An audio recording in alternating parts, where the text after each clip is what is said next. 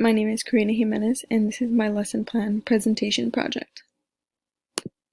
My lesson objective is for students to be able to perform the jump rope rhyme while jump roping to the cadence of the rhyme. Students will understand the concept, why it is important to land on both feet and bending the hips, knees, and ankles to reduce the impact force. Standards covered. So these are just some of the standards that I think my activity covered. So, for example, jump for distance, landing on both feet and bending the hip, knees, and ankles to reduce the impact force. Jump a rope turned repeatedly, demonstrate a smooth transition between even beat locomotor skills and uneven beat locomotor skills in response to music or an external beat, so that would be the rhyme. Define open space. Students need to be able to do this in an open space. Participate in enjoyable and challenging physical activities for increasing periods of time.